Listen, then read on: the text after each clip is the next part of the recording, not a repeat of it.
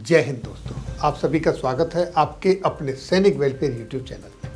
दोस्तों, आज वित्तीय वर्ष शुरू हो रहा है और आज से ही हम एक नई सीरीज शुरू करने जा रहे हैं। दिन भर की मुख्य खबरें आपके साथ शेयर करेंगे और इसमें आप किसी और सेगमेंट को जुड़वाना चाहते हैं तो आप अपने बहुमूल्य विचार कमेंट्स बॉक्स में जरूर लिखें ताकि हम इसको और सुधार सकें। तो आइए स्टार्ट करते हैं। पहली खबर है यूपी से, यानी उत्तर प्रदेश सरकार ने शहीद, चाहे वो सैनिक हो या अर्धसैनिक हो, उनके लिए जो अनुकंपा यानी कंपैशनेट ग्राउंड पर जो नियुक्ति दी जाती है उसमें एक बदलाव किया है। यानी अब उसके अंदर अविवाहित भाइयों को भी जोड़ा गया है। इसके अंदर किस किस को नियुक्ति मिलती है वो इस तरह से है। पति या पत्नी जैसी स्थिति हो, पुत्र अथवा विधवा पुत्रवधू, अविवाहित पुत्रियां, कानून संगत दस्तक पुत्र यानी एडॉप्ट किया हुआ चाहे बेटा हो या बेटी, माता पिता और अविवाहित भाई।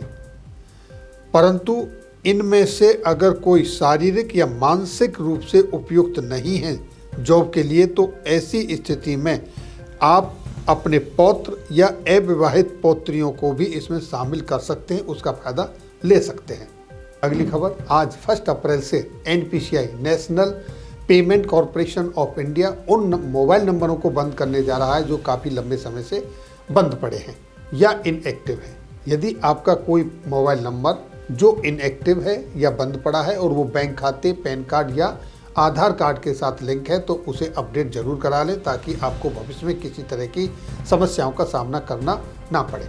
चलिए अगली खबर, 1 अप्रैल यानी आज से ही मिनिमम बैलेंस नियम जो बैंकों के अंदर होता है उसमें state bank of India, Punjab national bank, Canara bank और अन्य बैंक बदलाव करने जा रहे हैं। अगर आपके खाते में निर्धारित अमाउंट नहीं है तो आपको जुर्माना देना पड़ सकता है। अगली खबर सेना मुख्यालय की तरफ से निकल कर आ रही है। नो फी स्कीम के तहत सशस्त्र बलों, चाहे वो सेवानिवृत्त हो या सेवा में हो, अगर उनकी बेटियां Shri Sharada Institute of Indian Management Research Foundation से MBA करती हैं और वो मेरिट में आती हैं तो उनको नो फी स्कीम के तहत एक भी पैसा फीस के रूप में नहीं देना पड़ेगा।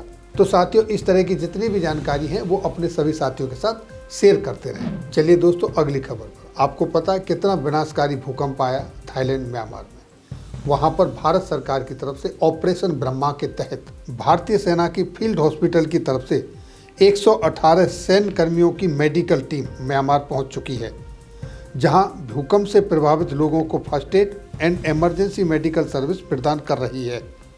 दोस्तों, अगली खबर वो आपकी सुरक्षा को ध्यान में रखते हुए हर रोज फ्रॉड से बचने के लिए भारत सरकार और भारतीय सेना की तरफ से बहुत सारे ऐप्स को बंद किया गया है। जहां भारत सरकार ने 439 तो वहीं भारतीय सेना ने 89 ऐप्स को बंद किया है। अगर आप इसका पालन करेंगे तो आप धोखाधड़ी के शिकार होने से बच पाएंगे। कहते हैं ना, सावधानी हटी दुर्घटना घटी। सावधान रहें, सुरक्षित रहें। ये दोस्तों, अगली खबर भारतीय सेना की तरफ से। भारतीय सेना ने प्रमोशन नीति में किया है बड़ा बदलाव। अब प्रमोशन सीनियरिटी से नहीं, मेरिट के आधार पर होगा। भारतीय सेना ने अपने अधिकारियों के लिए प्रमोशन की व्यवस्था में कुछ अहम बदलाव किए हैं। अब सभी लेफ्टिनेंट जनरल की उनके प्रदर्शन के आधार पर ही मेरिट लिस्ट तैयार की जाएगी और यह प्रणाली बीते हुए कल यानी 31 मार्च 2025 से लागू होने की घोषणा की जा चुकी है। चलिए दोस्तों, अगली खबर, सेंट्रल गवर्नमेंट एम्प्लॉयज की insurance scheme 1980 key benefits of table जारी हो चुकी है 1 जनवरी 2025 से 31 मार्च 2025 क्वार्टर के लिए। किसको कितना फायदा है सभी अपना अपना चेक कर सकते हैं। अगली खबर दोस्तों, RBI की तरफ से न्यू ATM गाइडलाइंस जारी हुई हैं। भारतीय रिजर्व बैंक ने ATM से पैसा निकालने वाले चार्ज को बढ़ाने की मंजूरी दे दी है। अब बढ़ा हुआ चार्ज 1 मई 2025 से लागू होने जा रहा है।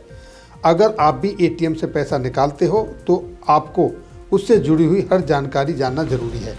अगली खबर दोस्तों, डॉक्टर भीमराव अंबेडकर जयंती के अवसर पर भारत सरकार ने 14 अप्रैल को सेंट्रल गवर्नमेंट एम्प्लॉय के सभी कार्यालयों में छुट्टी रहने की घोषणा की है।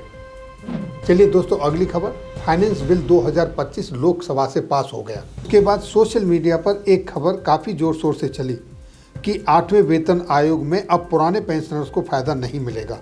वित्त मंत्री श्रीमती सीतारमण ने यह राज्यसभा में क्लियर कर दिया कि पेंशन रूल में जो रिसेंट अमेंडमेंट हुआ है वह जो एग्जिस्टिंग पेंशन रूल है उनको सिर्फ वैलिडेशन के लिए है, ना कि कोई बदलाव के लिए। यानी कि जो पेंशनर हैं उन सबको फ़ायदा होगा, कोई भी पेंशन के रूल में चेंजेस नहीं हैं। तो दोस्तों ये थी आज की खबरें। आपको कैसी लगी अपना बहुमूल्य कमेंट ज़रूर दें, और किसी सेगमेंट को अगर आप जुड़वाना चाहते हैं इसमें तो वो अवश्य बताएं। और दूसरा, इन खबरों से रिलेटेड जितने भी दस्तावेज डॉक्यूमेंट है अगर वो आपको चाहिए तो आप हमारे व्हाट्सएप पे जुड़ सकते हैं, और ये सारे के सारे डॉक्यूमेंट, दस्तावेज, प्रूफ वहाँ पर आपको मिल जाएंगे। तो ये थी आज की खबरें। कल फिर मिलेंगे आपसे मुख्य समाचारों के साथ। तब तक के लिए जय हिंद, जय भारत।